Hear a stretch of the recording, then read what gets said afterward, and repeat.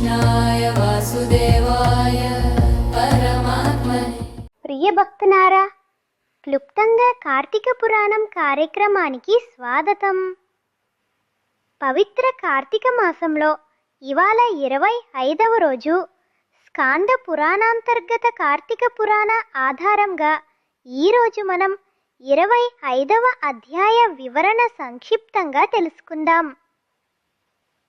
వశిష్ఠ మహర్షి జనక మహారాజును ఉద్దేశించి ఇలా అన్నారు: ఓ రాజా, నిన్న చెప్పిన అంబరీష మహారాజు కథకు ఇవాళ కొనసాగింపు వినుము. ఏకాదశి ఉపవాసాన్ని ముగించటానికి దుర్వాసుడు ఆలస్యం చేయడంతో అంబరీషుడు కేవలం నీరు తాగి పారణం చేశాడు. తరువాత దుర్వాసుడు తిరిగి వచ్చి ఆ సంగతిని తెలుసుకున్నాడు. నేను తిరిగి వచ్చేలోపే భోజనం ప్రారంభించావు అని అనుకుని ఆయన ఘోరమైన కోపంతో ఉవ్వెత్తున ఎగిసిపడ్డాడు. అతిథిని విడిచి నీవు ముందుగా జలపానం చేసితివి అని తిట్టి, నీవు 10 జన్మలు అనుభవించవలను.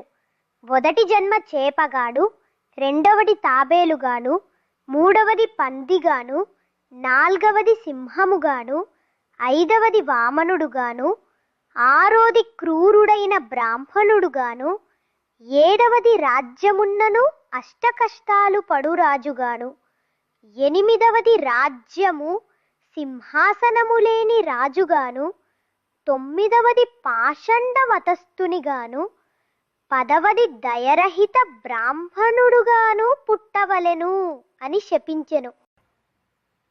ఇంకా కోపం తగ్గక మరణ ఏదో శపించబోతుండగా ఆ శ్రీహరి తన భక్తుని రక్షించుకొనుటకు దుర్వాసుని ఆపదలచి తన సుదర్శన చక్రమును సంధించెను. అంతటా ఆ సుదర్శన చక్రం దుర్వాసుని వెంటపడగా దుర్వాసుడు పరిగెత్తి పారిపోతున్న సుదర్శనం అతడిని విడువక వెంబడించెను. దుర్వాసుల వారు బ్రహ్మ శివుల దగ్గర శరణు కోరినా ఉపయోగం లేక చివరికి ఆ శ్రీ విష్ణువుని సన్నిధానమునకు వెళ్ళెను. ఇక దుర్వాసుల విష్ణుమూర్తుల నడుమ సంభాషణ ఏమీ జరిగిందో మనం 26వ అధ్యాయంలో తెలుసుకుందాం. 25వ అధ్యాయం సంపూర్ణం. రేపు మరలా 26వ అధ్యాయంతో కలుసుకుందాం. కృష్ణాయ వాసుదేవాయ పరమాత్మనే.